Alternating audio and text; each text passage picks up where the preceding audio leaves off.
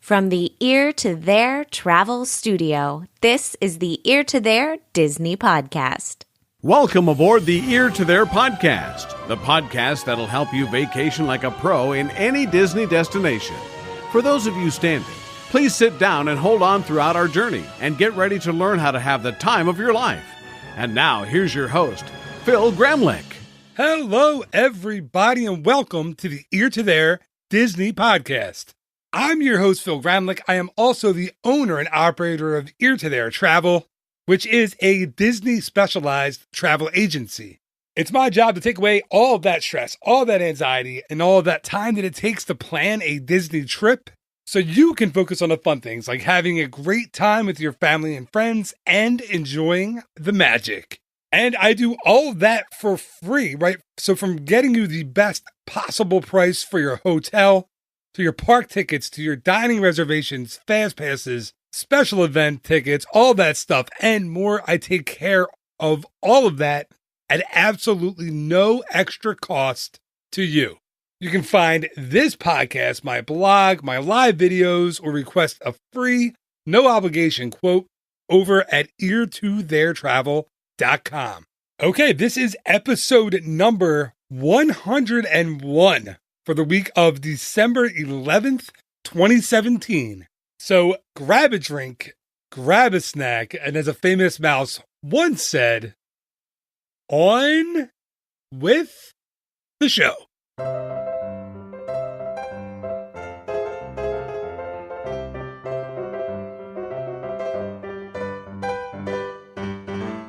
Of course, like I do now each and every week, before we get into the topic of this week's show, it's time for me to bring you the What About Bob segment. This is where Disney legend and retired Imagineer Bob Gurr fields questions from you each and every episode and answers them right here on the show. If you have a question you'd like Bob to answer, please call the voice line. It is at 267-551-1971. And of course, the Ask Bob segment is brought to you by the Walt Land Bus Tour. These tours are held once a month and narrated and hosted by Bob Gurr. They take you all over Los Angeles, Burbank, and Glendale, California to show you all the famous sites in Walt Disney's life, including the original animation studios, the current Disney studios, and much, much more. For tickets for the Walt Land Bus Tour, just go over to waltland.com. Okay, so without further ado, and I always kind of wanted to do this, here's Bob. That was terrible. All right, here's Bob. It's What About Bob?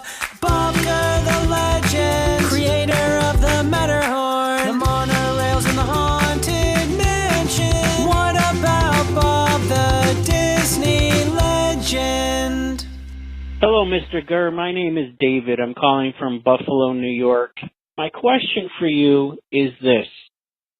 From your bio on the Disney Legend website, it indicates you as a youngster would go in and check out the cockpits of the aircraft at your local runway.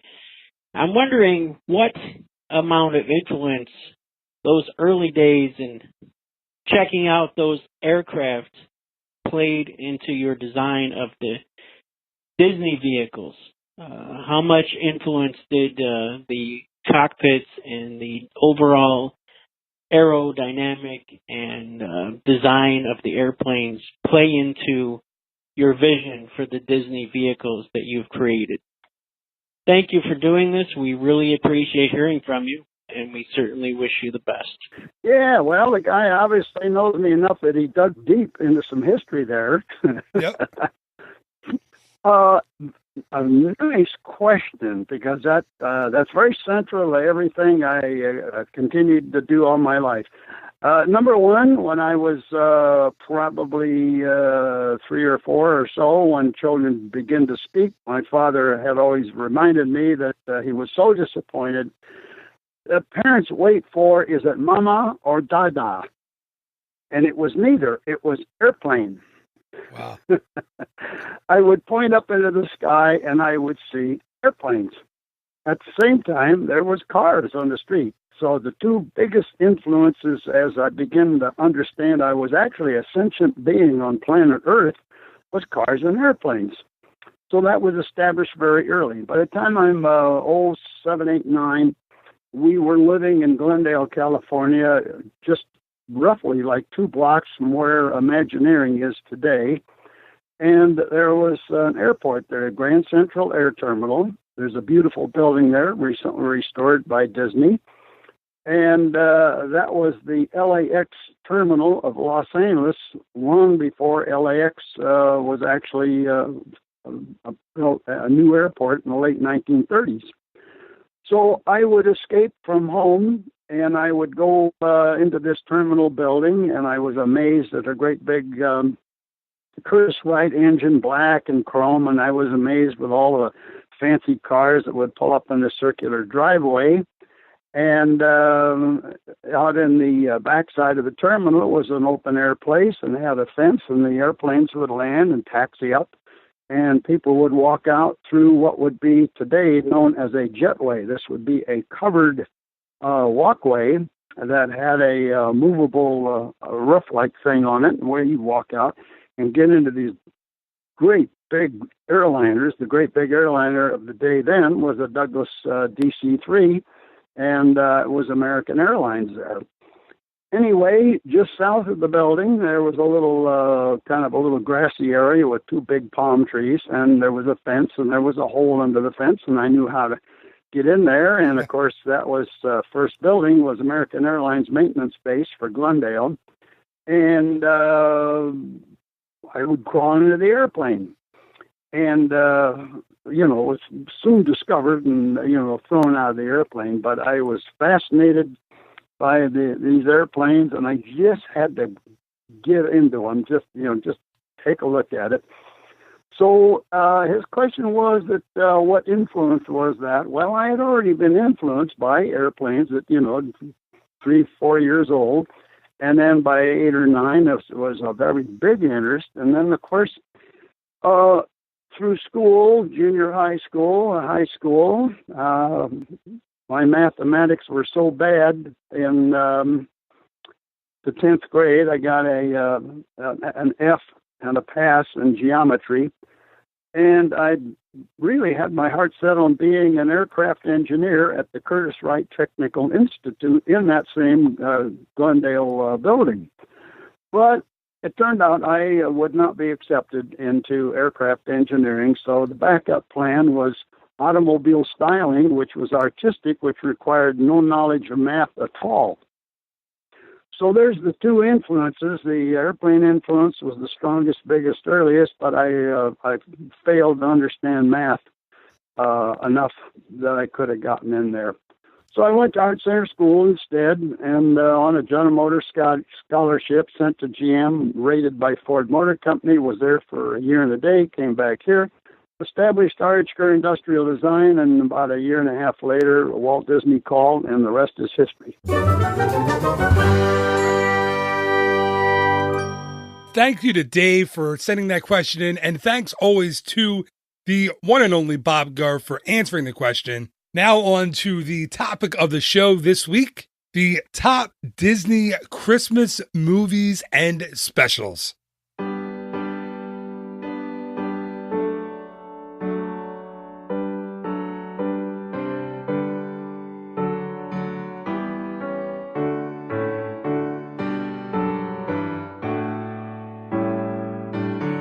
Most casual Disney fans have heard of the Disneyland TV show. That was the show that Walt used to kind of promote and premiere his Disneyland ideas for the NBC network in the mid-1950s. But what most fans don't know was that his first actual production in television was a 1950 Christmas Day special called 1 Hour in Wonderland. In 1952, he came out with the Walt Disney Christmas Show, also broadcast on Christmas Day. Since those 2 shows, the Disney Company has given us literally countless Christmas specials, Christmas movies, TV episodes, and more over the years. This week, my co-host and I are going to give you our top Disney Christmas movies and specials. Here to talk about our favorite Disney Christmas movies and specials, TV specials with me, is the Grinch to my Cindy Lou Who, Mr. Chuck Rodriguez. Welcome back to the show. Yes, thank you, Phil. Thank you.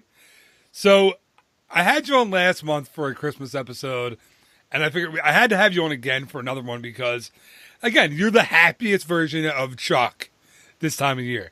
So I was like, I gotta have him do it again. We gotta do another Christmas show. I'm literally the Chuck people like only for 60 days of the year. The rest of the time, you're kind of a pain in the butt. And by January 3rd, when the diet starts again, please, nobody wants to talk to me. Dude, it's so funny, like, because you and I we're both such big, like, I love Christmas. I know you love it. Yeah. I was never the guy that after, like, Halloween, the next day got the Christmas decorations out. But for some reason this year, we did. Like, the November 1st, man, I was listening to Christmas music in a car. Like, I remember did you put your decorations up November 1st this year? I took down the Halloween stuff, so I took out the Christmas stuff. By the time I decorated the tree, I want to say it was November 4th or 5th. Yeah, so you've been well in the Christmas spirit for a while. Yeah. We're like 2 weeks to Christmas, and you've been over a month, like, saturated in, you know, the tree and the music. And now let me ask you, do you listen to music? Like, say you're home by yourself on a regular Tuesday afternoon. Do you have the music on? Yes, I have. Every year, I create a YouTube playlist, which I think I put on Facebook this year, which has a mixture of my favorite Christmas songs, especially the ones that had actual music videos, you know, like Wham's Last Christmas, when they actually was videos and they were actually on MTV. Yeah, I remember those, yep. And then my favorite Christmas episodes from TV shows all the way back to the 50s, and clips from Christmas movies, and I just put it on shuffle, and I'll have it in the background while I'm, just doing things around the house. Oh, that's awesome. So yeah, you were the perfect person to have on this episode of the show. Like, there's no way I could have asked anybody else to do it. So I'm excited. So I know I might be weird with mine. I'm wondering how close we are. So let's get started. Why don't you, you know what? I'm tempted to go first.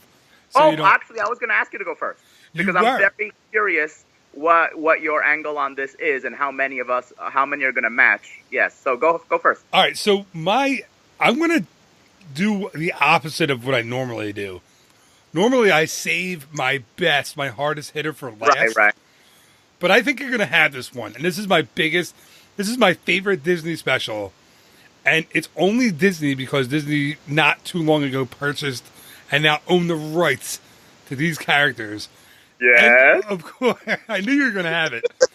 Of course, I'm going back to 1990. Oh, wait. Let me make sure I get the right. I got the wrong. I think I had the wrong year. Hold on one second. Wow, where'd it go? Okay, going all the way back to 1987, not 1990. 1987, and it is A Muppet Family Christmas. Yes, of course. Which originally aired on ABC, December 16th, 1987. And is, for me, and since I was a kid, and since, I guess I was 9 when this came out, 8 or 9, since I was a kid, and my sister was a kid, and now my kids watch it every year, Muppet Family Christmas is my favorite all-time Christmas movie or special. I love it.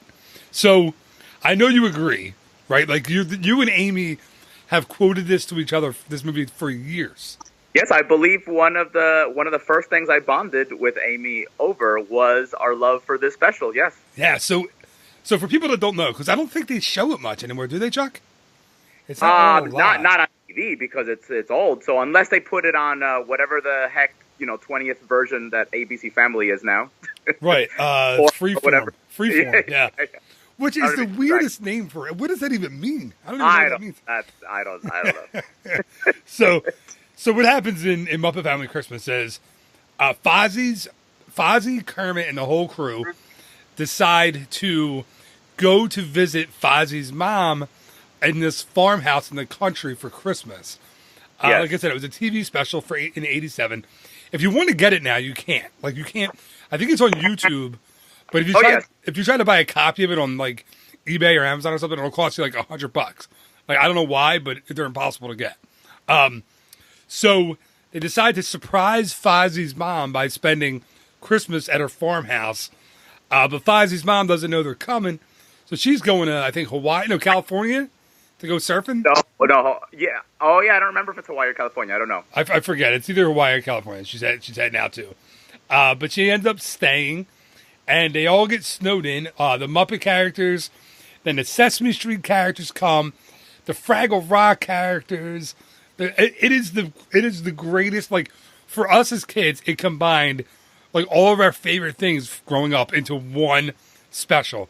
And of course, all the music is awesome. Like, I'm looking at the songs that it has now, right? We Need a Little Christmas, Jingle Bells, and these are all sung by the characters. Jingle Bell Rock, Santa Claus is Coming to Town, Deck the Halls, and this goes on and on. Oh, Chuck, what's the original song from Muppet Family Christmas that you probably still know all the words to? Oh, you mean the song that was just for the special? Yes. Oh, my God. I know what you're talking about, and I got to be honest, it's never appealed to me that much, so I do not know the words. But is it the one that Kermit and Robin sing to each other? That and the Fraggles. Pass it on, never? Oh, okay, yes, of course. When it's nice and bright, and it brings the light, when the feeling's right, gotta pass it on. Pass it on. Yeah. So there you go. That's my only singing for the entire show. It's just an awesome. I love it. It just reminds me of, being 8 or 9 years old, or my sister being a baby and watching it with her. Or now, every year, that's the show that we watch with our kids after we decorate the tree, and then we'll go out looking at all the Christmas lights around the neighborhood. I love it. It's so good. And if you haven't seen it, go on to YouTube today and type in Muppet Family Christmas. It's there. Although it's edited, because there used to be a really cool Muppet Baby part. Remember that? Yes. And you can't find that anymore, the old Muppet Baby part of the show, where they would actually have, like, the Muppet characters, not cartoons, Muppet characters of the Muppet Babies. It must have been because it's a different company had the rights to Muppet Babies. Probably. Yeah, I'm not exactly sure, but yeah, that's my number one. I knew you would have it on your list, so that's why I had to go with it first. I mean, this is the first podcast that I've actually written notes for, and I think in at least like 3 podcasts, and I haven't. Thanks for taking it so seriously.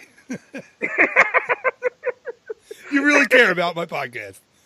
Yes, this is the first one when I'm like, well, let me make the extra effort.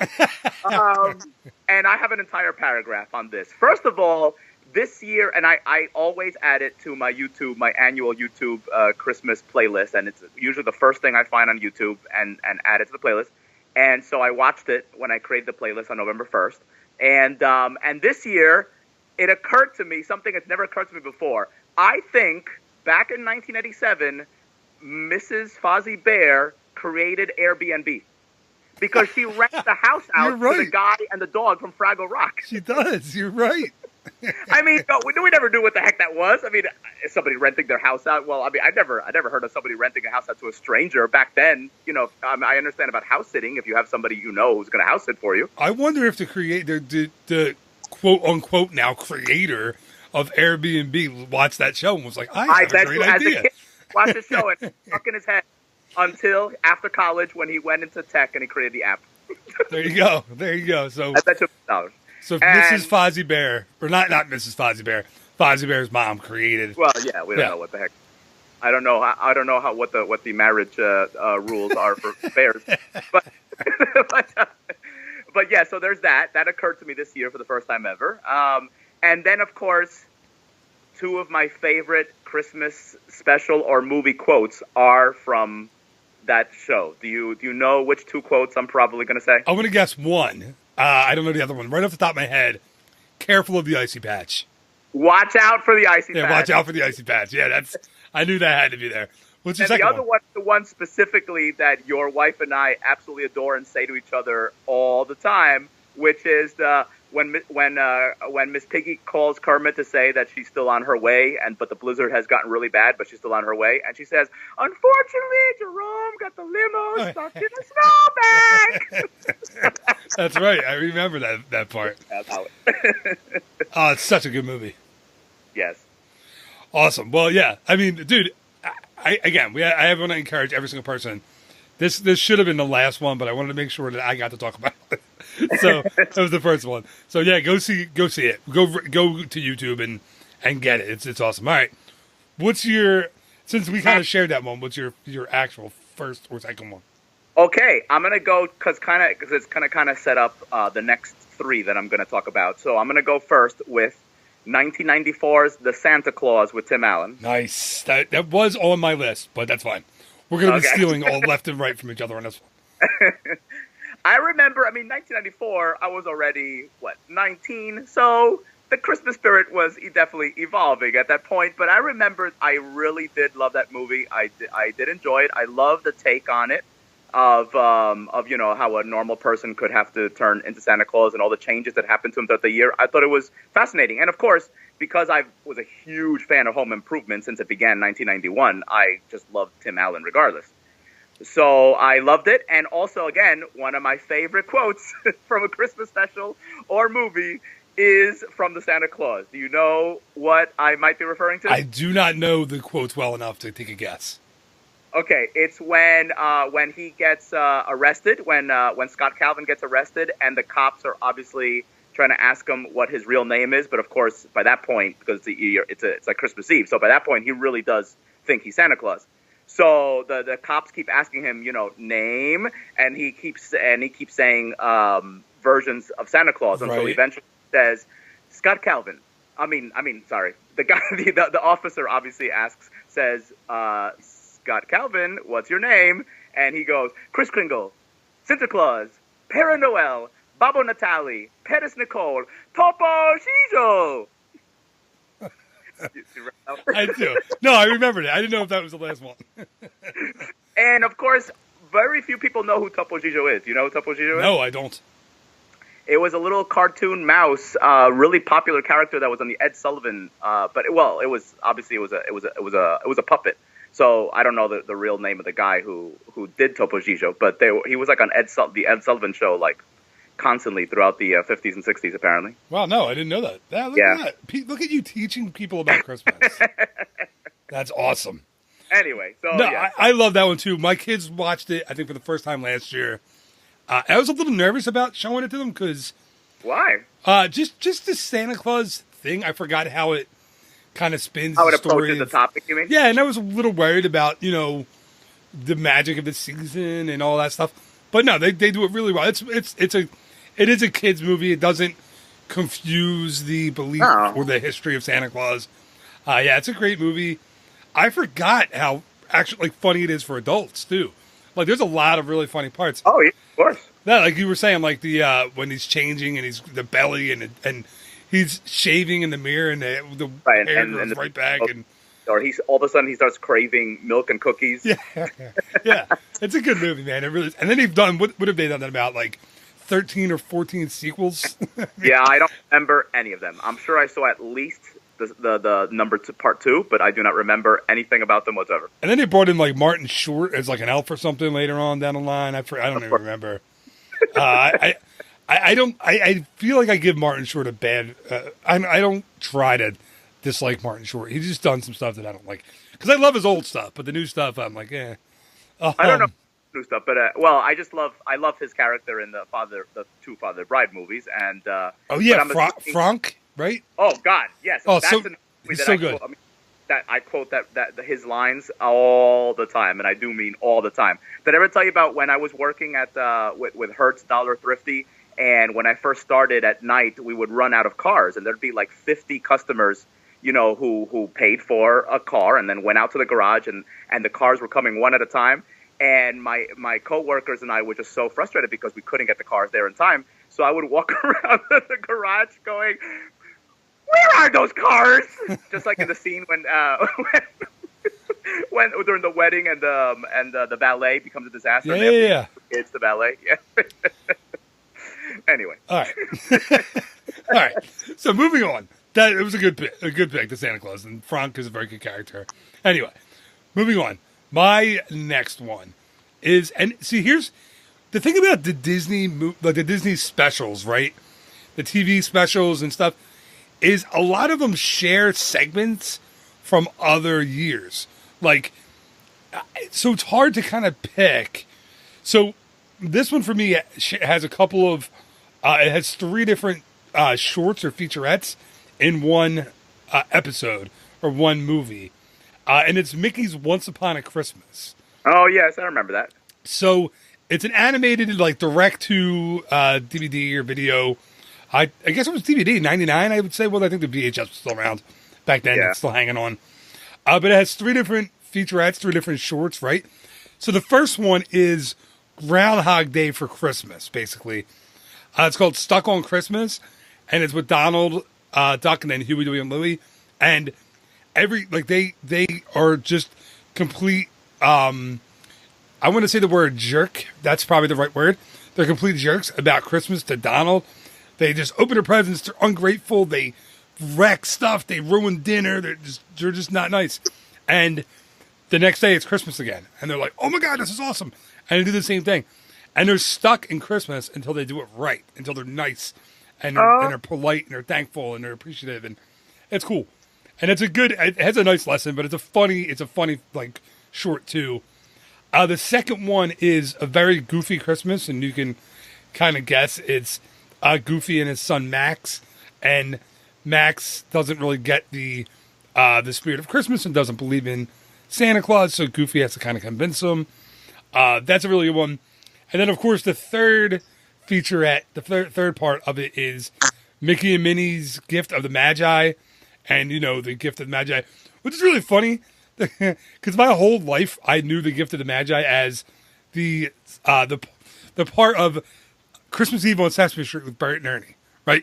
With Bert, with the paperclip collection and Rubber Ducky.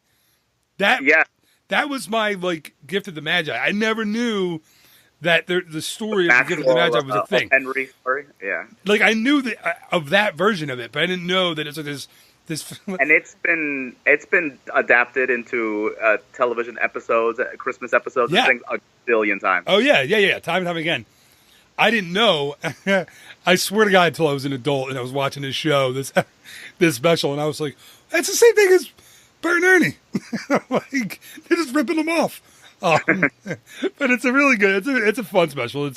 And again, a lot of these the cartoon ones have a kind of a special place for me because my sister was 8 years younger than me, so she was, 10, 11, 12 when these came out, and she loved them, and then I watched them with her.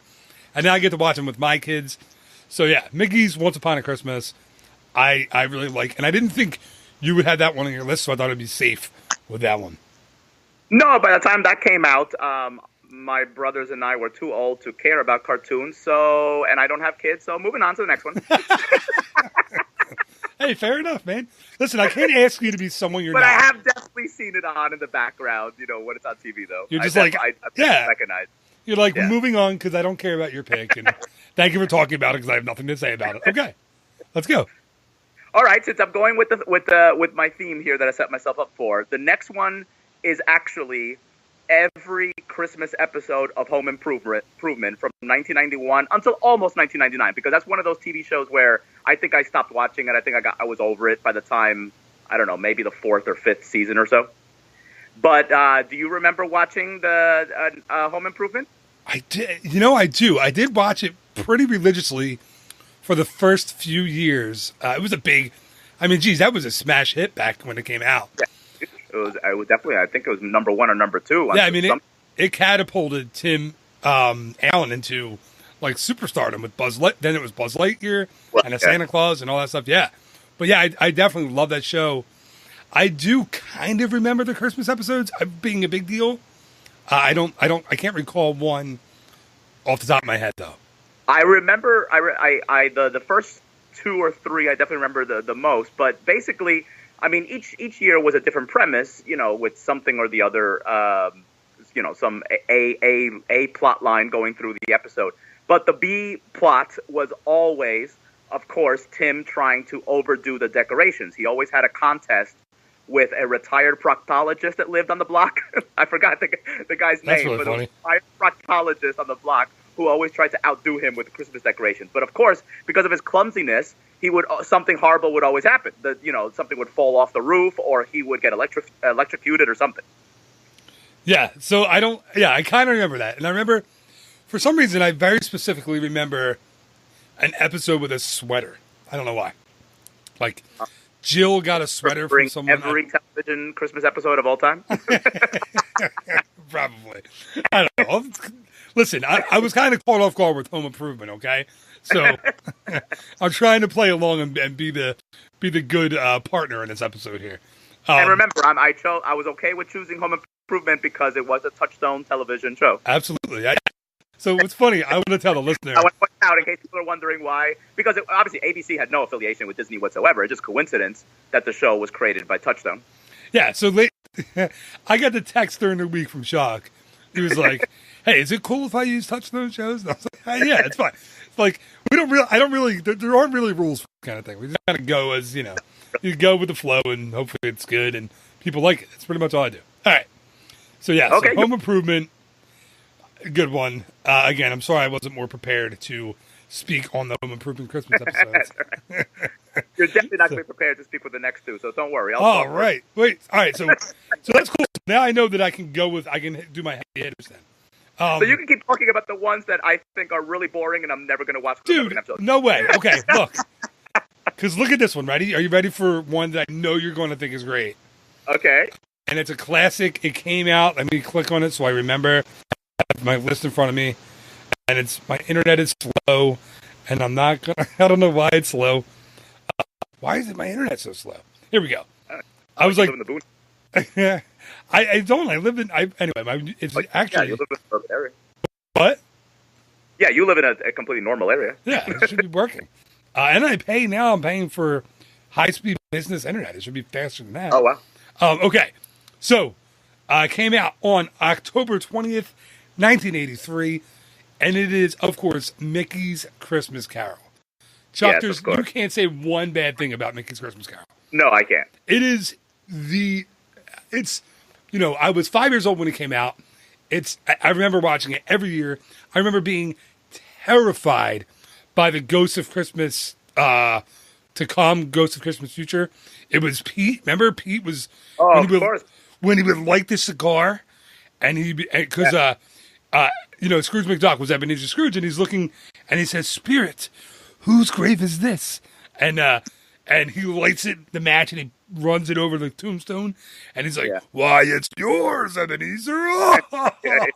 Dude, that scared me so bad. I have to admit, as a now 39-year-old man, I still get nervous when I watch that part. Like, I watched it with the kids, and I'm like, "Oh man, that still freaks me out. What's wrong with me?" I'm not 5, but it still does. It freaks me out, and everything about that is good. Like, I think who was the spirit that comes to tell him that the 3 ghosts will be visiting him that night? I think it's Jiminy Cricket, right? Comes and tells him. Marley. Oh, it's Marley. I'm sorry. Jiminy Cricket's Ghost of Christmas Past. I'm now trying to remember. So it's Marley. Because Jacob Marley would have to be a little bit scary. So Goofy is Jacob Marley. Goofy is Jacob Marley. Yeah, and I remember that freaked me out a little bit when Scrooge McDuck goes to open the door to his house. And it's the knocker is Goofy's, as Jacob Marley's face, and it's like the bluish tinted ghost. Dude, like I was afraid. Like I literally was afraid of that. Was that your first ever version of A Christmas Carol? Because every version has that. Yeah, probably. I mean, I was 5 or 6, right? Okay. Yeah. I mean, I don't think my mom was putting me down in front of the old school classic, 1930-something Christmas Carol before, 4 years old. That would have scared the pants off me. So, So I'm trying to look at who was it, Jiminy Cricket? I don't know, but I think it was. And then Ghost of Christmas Past to Jiminy Cricket. What's present?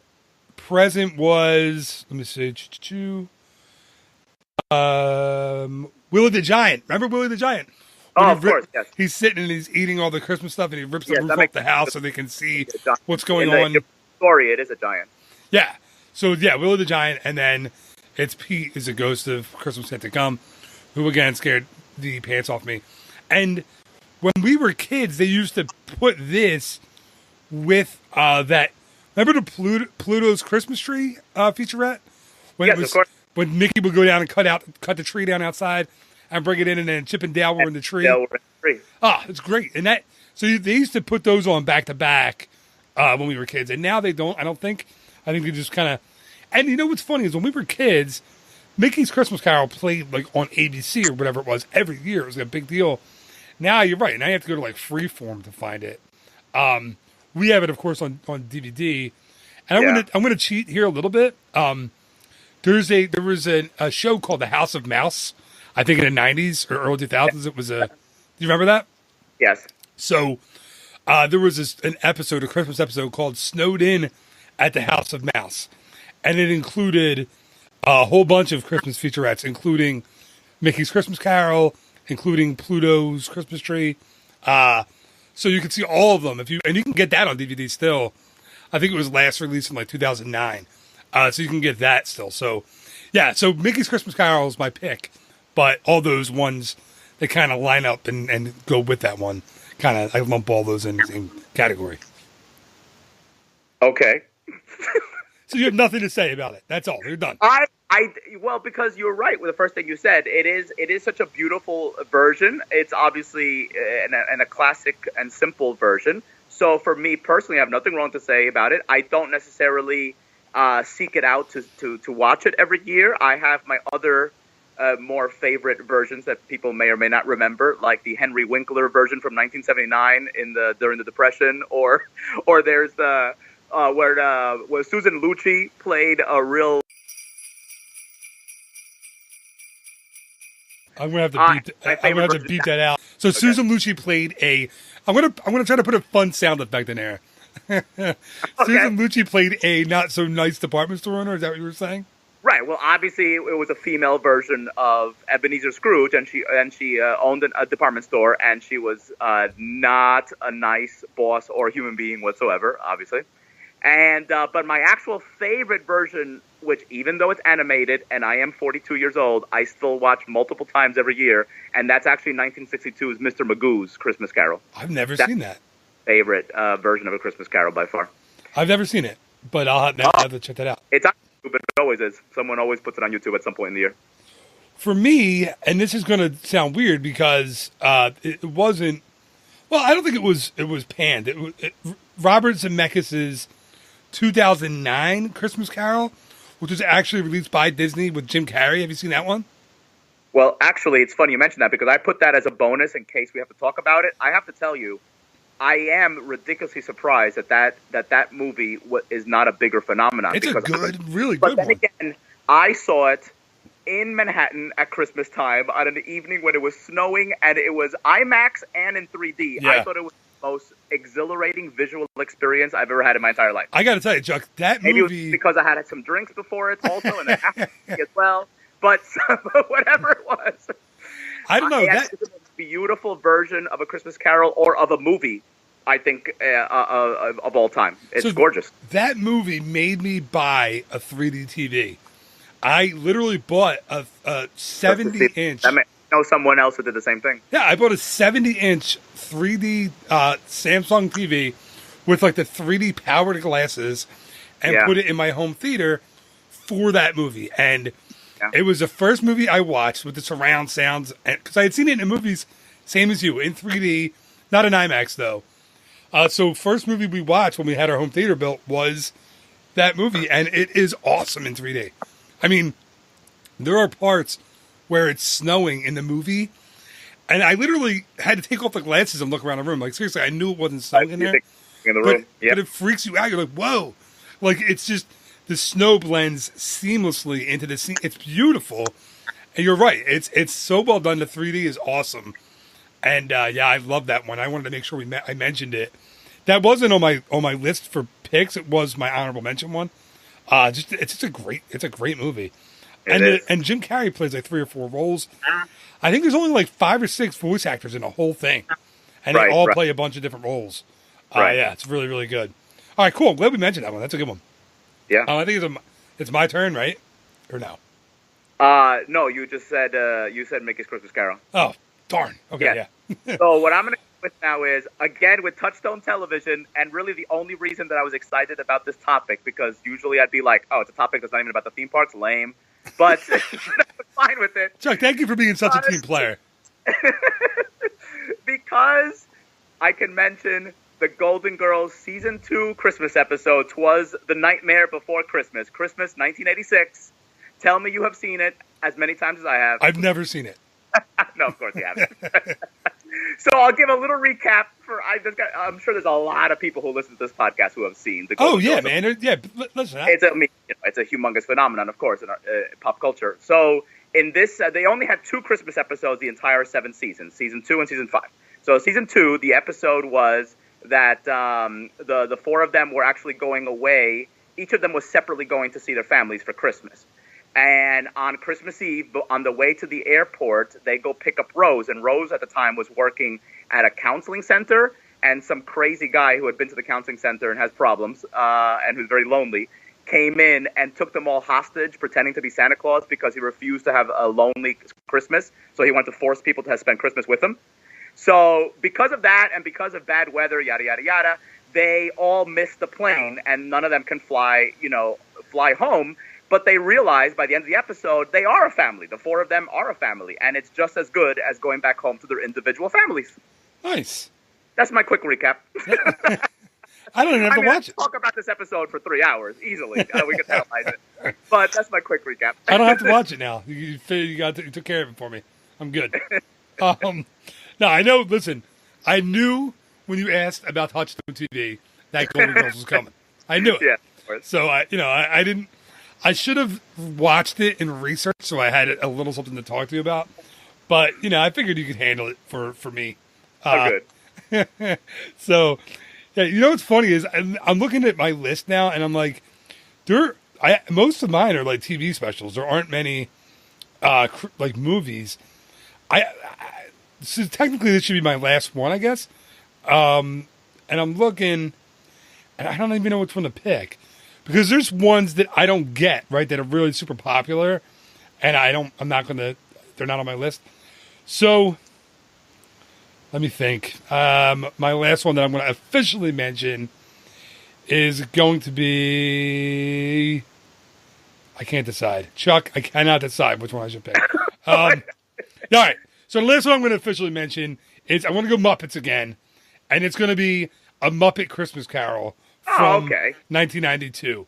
Yeah. I remember seeing this when in the movies with it's weird because I was at this point 13 or 14 when I never can remember. I can't do the math, but I was around that age. So I was in high school and I went with my parents and my brother and sister, which when you're a 13 or 14-year-old kid, that's a rare occurrence. You don't really, you don't really want to go to at that age to a movie with your parents. But I remember we did it and it was a really cool memory for me because I don't know. It was a family thing, and I remember it snowing, and we went, and I think we went out to dinner afterwards. It was cool. It's a good movie, though. Again, it's not my absolute favorite. This is my favorite Christmas movie was The Muppet Family Christmas, but it's a cool retelling of it. It's a little different, and Michael Caine is Ebenezer Scrooge, which is pretty neat, and it has a whole bunch of original songs in it, and it's the Muppets, and it's Christmas. And you can't beat that. And I remember again being a little creeped out, even at 13 or 14, by the ghosts. Shows you my very childlike state of mind still to this day. But yeah, Muppet Christmas Carol is my last official one, and then I have a couple other I wanted to mention too. And and just like Mickey's Christmas Carol, I have nothing bad to say about it. It just so happens that I have other versions of A Christmas Carol that I think I personally prefer enough to watch over and over and over again. So I have not seen The Muppets Christmas Carol over and over again enough to remember the words to the songs, or specific quotes. But I remember it in general, and it was extremely, extremely well done. And it obviously did usher in the era of what I call the bad Muppet movies in general, because obviously I love a Muppet movie, a Muppet Great Muppet Caper, and Muppets Take Manhattan is in my top 10 movies of all time. But it ushered in, unfortunately, the really bad. Oh, there's some bad ones, yeah. Like Treasure Island and the space one, yeah. Muppets in Space, Muppet Treasure Island, and mention it. Then there was a terrible Christmas Muppet show where Whoopi Goldberg plays God, and it's a Wonderful Life, but Kermit is the main character, and it's lousy. I saw that the night it aired, and I've seen it multiple times. I like it. You do like it. I did not put it on my list, although I did add just to be funny, you remember when oh my god, now I forgot what year it was. Only a few years ago when they had Lady Gaga and the Muppets holiday special. I did not even know that happened. No. See, that's what happens when you have little kids that was really bad. I had two kids that were too young for Lady Gaga, so they might have been too young for the Muppets still. So yeah, I don't. Perhaps, but yeah. Alexa has as you know, because you bought her a Swedish Chef stuffed or plush figure years ago. Yes, she has been a Muppets fan since she's since she turned 1. Well, of course, her mother's obsessed with the Muppets, and you like the Muppets, so yeah, makes sense. Yeah, we did great moments in history last week or week and a half ago, and at Magic Kingdom, and they love it. My parents got to see it, and they had never seen it, so nothing like watching a 60-some-year-old man, my dad, cracking up at Fozzie Bear. Like, he just thought it was hilarious. It was very cool. So, all right, Chuck, what else do you have? You have one big hitter at the end? One is the Golden Girls Christmas episode from season 5. Christmas. You couldn't wrap that into one? No, I wanted to separate them just in case. I didn't know how many we were going to have, back and forth. So, again, I could analyze this episode for hours. There literally is a Golden Girls fan club podcast that analyzes, it's like a 2-hour podcast that analyzes every single episode in the history of the show. Holy cow. So there are people who can do this. But the episode was called Have Yourself a Very Little Christmas, and it was mostly about Dorothy's ex-husband, Stanley, who had lost his job and his money, and so the girls had gone to to Rose's church to help with giving Christmas to the hungry and homeless on Christmas Day, and Stan wound up also eating there because he had lost his job and his money, and he was there dressed as Santa Claus. It was a whole thing, yada yada yada. But yes, that was the basic premise of the episode, all revolving around Stanley. So can you yada yada a Golden Girls episode? Well, I can for pragmatic logistical reasons. Because I'm not going to have any response except I know you're going to have to talk for 30 minutes to analyze and also remember all my favorite jokes and one-liners in the episode. No, I know you're not going to let me do that. No, I mean, if you want to do it, go ahead. I'll just probably have to cut it from the show. Actually, from that specific episode, there was a one-liner which I think I posted on Facebook as one of my favorite one-liners because Rose, of course, was always the more naive, character in the show, and that's so Betty White, right? Betty White was Rose. Yes, Betty White. So when they got to the kitchen at the church to start cooking and stuff before all the people came in, I don't know what he was, a minister or reverend, whatever. He came in to obviously thank them for what they're doing that day, and he said something about we have to remember to let people in, just like when Jesus was born. That there was no room at the inn, so they made room at the stable. And Rose goes, Father, there's something I've always wondered. Why didn't Joseph and Mary just call ahead for reservations? I mean, it was Christmas. That's pretty good. Yeah, that was a good one line. That was pretty good. Speaking of that, I just saw The Star. Alexa and I just went to see The Star the other night. It was good. And you and I, both raised Catholic, right? So somebody for some people like us, you'll get it. For someone who wasn't, you may not. It may not dig it. It's the most famous story on earth, whether you believe or not. Though. No, but I'm the first one to admit that. No, what I'm saying is it's all very. It's obviously a religious movie. It's very religious Christmas songs in it, but then again, it has the comedic element with Tracy Morgan is one of the camels from the Three Wise Men, and it's funny. It's got its moments, but is it all the point of view from the animals? It is, yeah. I mean, there's Mary and Joseph. I forget who plays Mary. Joseph is Zachary Levi. Then it's it's got Oprah's one of the camels. Then it's Tyler Perry and Tracy Morgan is the third camel. And then there's some other voices in there that you would know. But it was good. I mean, very super religious. I was kind of surprised that it's a mainstream movie being that religious, but it was cool. So anyway, we didn't mention there are some heavy hitters here that were not mentioned. Let me see, Beauty and the Beast, Enchanted Christmas. I'm not a big sequel guy, and for animated movies, it's kind of like a sequel, so that's why I didn't include it. I don't know about you. I mean, I've Never watched it and never will. I could care less. Oh, fair enough. Okay. Moving on. I Chuck. mean, I'm at the point where, like, even with my nieces, yes, I do watch some animated, but, like, I pick only animated movies that I know adults are going to be talking about and it might get Oscar nominated. Like, I don't go for the enough. go for the cheap stuff. So, also, I was very surprised, Chuck, that you didn't mention Santa Buddies, The Legend of Santa Paws. I thought you would mention that one. That's a big one on your list. I know that is a guilty pleasure of mine. I actually have it on DVD, and I watch it secretly in my home several times between November 1st and December 31st. Well, there's even a sequel to that one, The Search for Santa Paws. I don't know if you've seen that one. Of course. But no, like Winnie the Pooh Seasons of Giving is one that's kind of made the rounds over the years. Let's see. Let me look at it. The big one, The Nightmare Before Christmas, was the one that I assume that there was no point in talking about that one because everybody who listens to this knows your hatred for that equals There's no my hatred for Casey's Corner. There's no. You actually have hatred for Casey's Corner, where I just don't understand Nightmare Before Christmas. I don't understand, and this is right here. This is what people. Really not that much nuance. It's not that difficult to understand. No. I understand a movie. I'm not.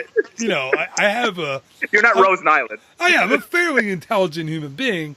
I mean, I think Amy and maybe my parents would argue against that, but I understand a movie and I get the premise and I understand everything that happens. I just don't get the love for the movie and the love for the characters. I think it's fine as far as movies go.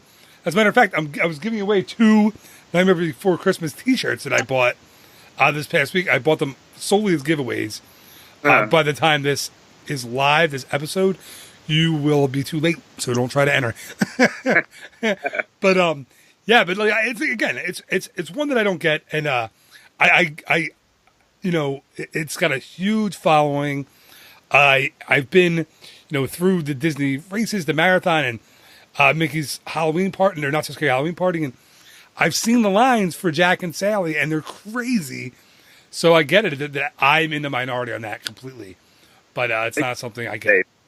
I suppose. I mean, I remember seeing it in the theaters when it came out in '93 in October, and I certainly enjoyed it, and I knew it would be a hit, forever. I did not think it would have the cult following, although it makes sense because it does combine things that people usually get kind of cultish about with the the anime and the unique characters and the stop motion. A lot of people love that. It's a whole style and a whole look that comes with what's his face's movies anyway. Regardless, Tim Burton. Yeah, they all look like that. It's true. Take on everything. But I did want to mention real quick because I'm sure there's people out there, and I have a feeling you probably do not know it, but it just came out on Hulu, so that's why it's fresh on my mind. In 1985, an actual real adult Disney Christmas movie that came out in the theaters, One Magic Christmas, with Mary Steenburgen. No, you have no idea. So I remember coming out. I don't know if I actually went to see it in the theaters. I was 10 that year because that was a heavy year for seeing movies during Christmas time. I remember we went to see Santa Claus the movie with Dudley Moore and that whole version of Santa I remember Claus. that movie. And also Rocky IV because I remember seeing that during Christmas time. Dude, I love Rocky IV. Of course. Rocky single-handedly ends the Cold War. He dies. I quote that way too many times, which says something about me, but that's fine. He does. Dude, Rocky single-handedly ends the Cold War in that movie by himself. I agree. But I'm sure there's people out there who remember One Magic Christmas. It's very touching. It's a little bit dark, and it did not become the full classic that it had potential to become. I think maybe it was a little bit too dark, but in the end, of course, it is about people regaining their Christmas spirit and loving Christmas again. So it is a beautiful movie, actually. Catch it if you can. It's on Hulu. Okay, yeah, I don't have Hulu, so I will not be watching that. All right, well, and there over the years, there's so many. There were I remember Darkwing Duck had a Christmas show, and DuckTales had a Christmas show. I think Tailspin had a Christmas episode. Yeah, I'm looking. Buzz Lightyear and Star Command had a Christmas show. So there was Lilo and Stitch. Let me see. Higglytown Heroes, Chuck. I know you're a big Higglytown Heroes fan. I have no idea what that is. I know you don't. Jungle Junction, Handy Manny. Dude, Handy Manny, Flicker Saves Christmas is one you got to watch. Flicker. I'm looking for it right now. So Flicker is a flashlight on Handy Manny and he's only on that episode, I think. I don't think he's on any other ones. But it's too foggy, and Santa can't fly his sleigh, so Flicker the flashlight jumps on the sleigh to help. Apparently, Rudolph was busy that episode because he does not. It's Flicker to the rescue on Handy Manny. Anyway, I never did a Handy Manny. I think because it's about basically it's basically about a tool-loving fixer-upper Hispanic boy, which reminds me too much of two of my uncles who were both superintendents during their entire careers. You know, with the supers, like in a apartment. Of course. One of them, he was a super in a building in Manhattan where Liza Minnelli lived in. So that was very exciting, actually. That's pretty cool. Yeah. So you didn't watch Handy Manny because it reminded you of your uncles? Yeah, it reminded my two uncles. All right. Man, whatever, I mean, I don't know, whatever gets you through life, Chuck, whatever you gotta do. All right, well, this was fun, and thanks. And I'm sorry, now I feel like I should have watched the Golden Girls episodes before we recorded, but I didn't. But it's always fun, Chuck, and thank you again. And, Merry Christmas. I'm excited. We got just a couple weeks, and Christmas is basically here, and I know you used to make the Christmas mix CDs for Amy, and we had a couple of those. Do you still do that? No, that was back in the day. I know, but you can make a long time ago. You have more exciting things to do now. But you could make like a compilation, like an MP3. Yes, it was a compilation. It was actually my Christmas card. Now I don't even write or send Christmas cards anymore. Yet alone create a CD as a Christmas card. I'm trying to figure out if that's good or bad. I had more energy back then. I don't know what to tell you. You got old, Chuck. That's what happened. All right, Chuck. Well, thanks again. This is a lot of fun. Merry Christmas, Happy New Year, Happy Hanukkah, all that stuff. Happy New Year. I said Happy New Year. Your microphone keeps cutting me off over there. Oh, sorry.